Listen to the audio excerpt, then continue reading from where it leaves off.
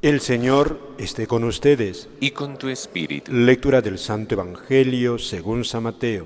Gloria a ti, Señor. En aquel tiempo dijo Jesús a sus discípulos: No creáis que he venido a abolir la ley y los profetas, no he venido a abolir sino a dar plenitud. Os aseguro que antes pasarán el cielo y la tierra, que deje de cumplirse hasta la última letra o tilde de la ley. El que se salte uno de los preceptos menos importantes y se le enseñe así a los hombres, será el menos importante en el reino de los cielos. Pero quien los cumpla y enseñe, será grande en el reino de los cielos. Palabra del Señor. Gloria a ti, Señor Jesús. Pueden tomar asiento. Muy queridos hermanos, en nuestro Señor y en nuestra Madre, la Santísima Virgen, también muy especialmente a todos los que por los medios de comunicación, gracias a NSE, que nos permite también poder llegar a ustedes y de alguna manera tener este contacto con el Señor a través de estos medios. Todos más o menos sabemos las circunstancias que estamos viviendo y, como muy bien decía hace poquito el cardenal Robert Sarah, un tiempo muy precioso para nosotros, porque a Dios no lo podemos alejar de nosotros, ninguna medida lo puede alejar de nosotros. Es un tiempo muy precioso para poder también seguir profundizando en esa gran misión, en esa gran obra que nos toca a cada uno de nosotros, ser adoradores de Dios en espíritu y verdad, como Jesús le dijo a la samaritana. El Evangelio que hemos escuchado recoge unas palabras de Jesús muy hondas y por otra parte que tienen mucha aplicación. No he venido a abolir la ley y los profetas, he venido a dar plenitud. La ley y los profetas es una expresión para decir toda la revelación, todo el Antiguo Testamento, todo lo que Dios había enseñado a su pueblo. Por eso cuando en el monte Tabor se transfigura nuestro Señor, aparece Moisés y Elías, símbolo de toda la revelación del Antiguo Testamento, y junto a Jesucristo es eso, toda la plenitud. Y de hecho algún padre de la Iglesia comenta que en la visión los apóstoles contemplan a Moisés, a Elías y a nuestro Señor, pero de repente desaparecen los Moisés y Elías y solo Jesús aparece. Y entonces dice, pues es eso, Jesús basta. Y de hecho el Padre se pronuncia, escuchadlo. Es decir, Jesús ya es la plenitud. En Él están encerradas toda la revelación. Como dice la carta a los Hebreos, Dios ya ha hablado en Él, nos ha dicho todo. Por eso, todo el Antiguo Testamento es común a anunciar a Jesucristo, y Jesucristo no, como dice aquí, no ha venido a abolir, no ha desechado, le da plenitud. ¿Qué podemos en esto nosotros acoger en estos tiempos? Sobre todo, creo, esta virtud tan esencial en la vida del cristiano, en la virtud teologal de la esperanza. Fe, esperanza y caridad. La esperanza es un punto, digamos, intermedio entre la fe y el amor. Por otra parte, sabemos también por el Catecismo de la Iglesia que estas tres virtudes, ¿no? Por eso la fe, la esperanza y la caridad, no son, digamos, inconexas. Las tres y todas las demás virtudes también cristianas siempre están conectadas. habla el catecismo del ob audire, un concepto que San Pablo va a subrayar, o sea, la obediencia de la fe. La fe es una obediencia en el amor. Es algo misterioso. ¿Con esto qué les quiero decir? Que el creer en Dios lleva necesariamente a la esperar en Él y a la entrega en Él. Cuando es una fe que Dios nos la va comunicando y en la medida que nos la va comunicando. Por otra parte, el confiar en Dios no se puede desconectar de la fe, de un conocimiento, y de hecho va a llevarnos a una posesión que es el amor. Por eso en la Biblia, en el Nuevo Testamento, nuestro Señor, por ejemplo, concede dones, concede milagros, dice, conforme sea tu fe, conforme sea tu fe. Hay muchos pasajes donde Jesús de alguna manera da como origen de sus milagros a la fe de sus oyentes. Por eso esto es maravilloso. Es decir, nosotros con la gracia de Dios podemos, fíjate, producir hasta milagros. Ejemplo, la hemorroísa. Con solo tocarle quedaré sana, y quedó sana. Llevaron al paralítico un grupo de amigos y abren el tejado, quitan las tejas, hacen descender al pobre lisiado a los pies de Jesús. Y Jesús, viendo la fe de esos hombres, cura al enfermo. Es que no ha visto la fe, es la confianza, el amor. Son personas que vuelcan todo su ser en el Señor. Por eso nosotros hoy día, en estos tiempos, y siempre en toda la vida, pero más hoy por el Evangelio, que nos dice Jesús, he venido a dar plenitud. He venido a dar plenitud. Jesús ha venido para que nosotros podamos tener esa comunión con Él honda, fíjate. Dice el mismo Jesús en alguna ocasión, hablando de sus discípulos, harán obras mayores incluso que las que Él ha hecho. Es una afirmación audaz, invitando a los cristianos a confiar en Él y poder hacer obras mayores que Jesucristo. Esto es admirable, hay que entenderla bien, pero va en este sentido. Si tienes fe, basta que tengas fe. Aquellas palabras hiperbólicas de Jesús. Si tuvierais fe como un grano de mostaza, diríais a este monte, arráncate, y os obedecería. Ahí va Jesús, ¿no? O sea, el poder de ese hombre, de esa mujer, dinamizada por el Espíritu Santo, que cree en Él, espera en Él y lo ama. También aquí podemos recordar aquella oración tan hermosa que los niños escuchan de labios del ángel, los niños que vieron a la Virgen en Fátima. Creo, adoro, espero y te amo. Una oración que les enseña el ángel a rezar, ¿no? Creo, adoro, espero y te amo. Es como, de alguna manera, no se puede separar estas tres virtudes de esa actitud fundamental del adorar, del postrarse, del sujetarse totalmente a Dios. Te lleva necesariamente.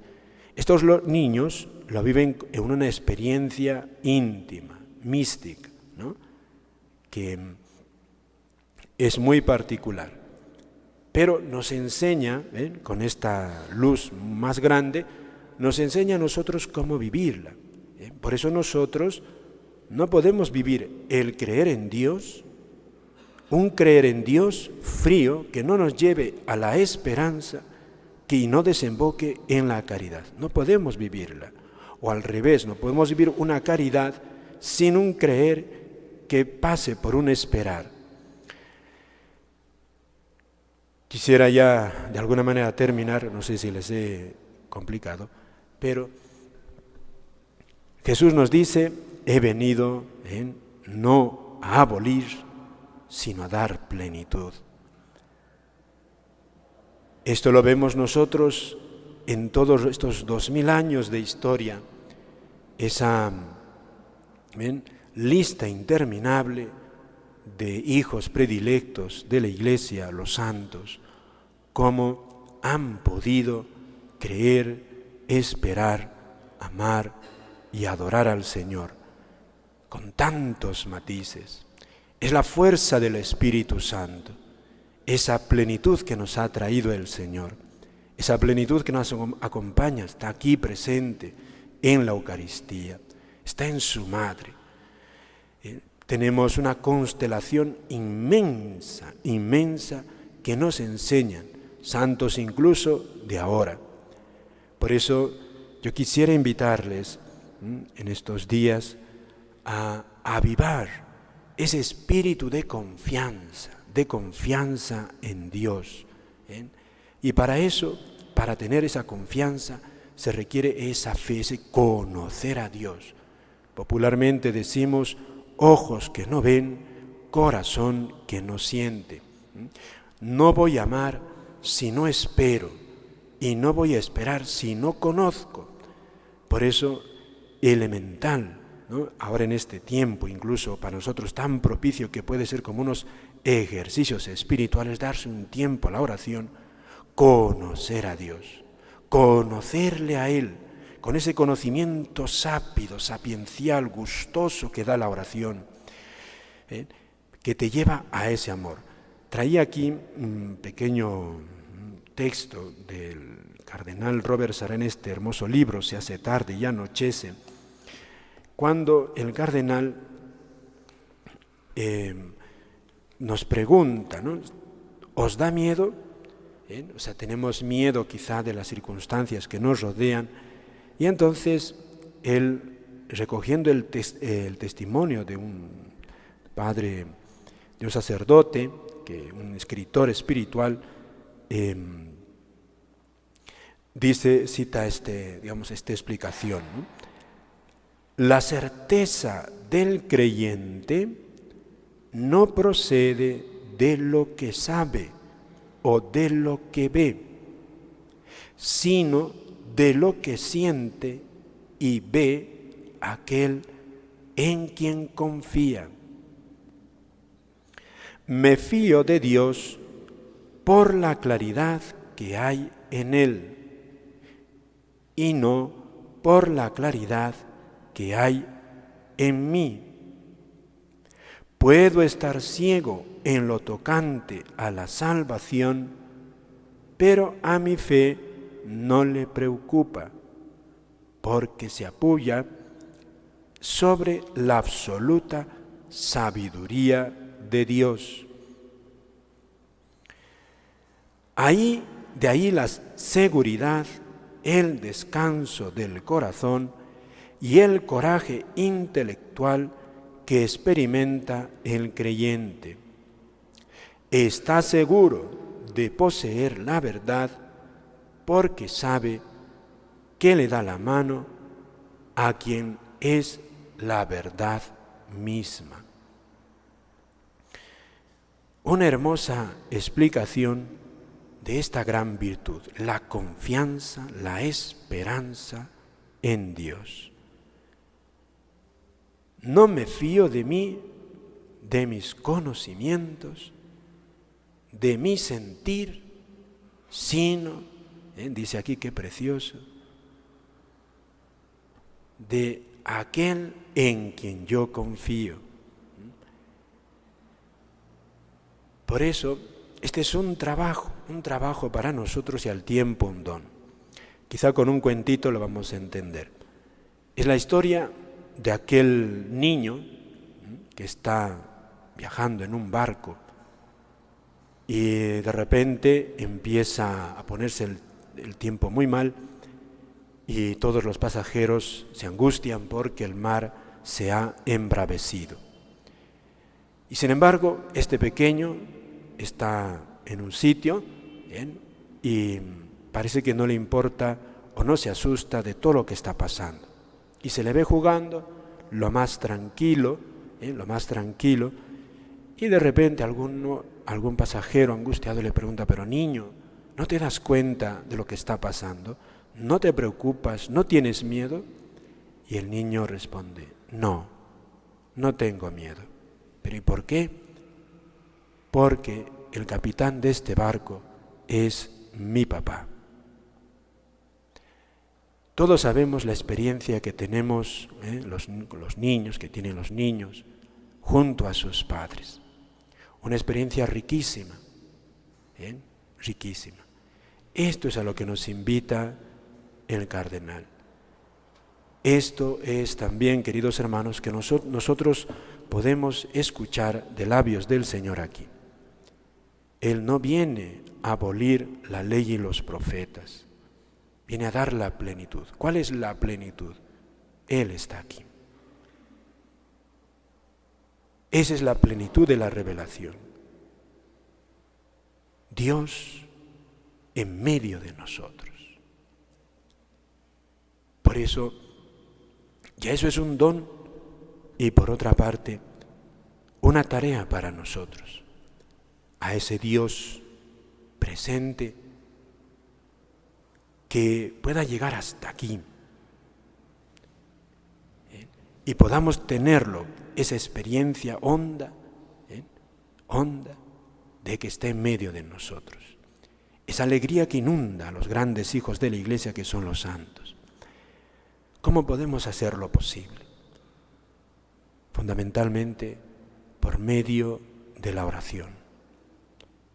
Esa lectura orante de la Sagrada Escritura, también, ¿por qué no?, usando libros que nos ayuden a entender mediante la meditación, la oración, el Santo Rosario, la contemplación de Jesús Eucaristía. Darle tiempo. El padre Rodrigo Molina nos solía repetir mucho.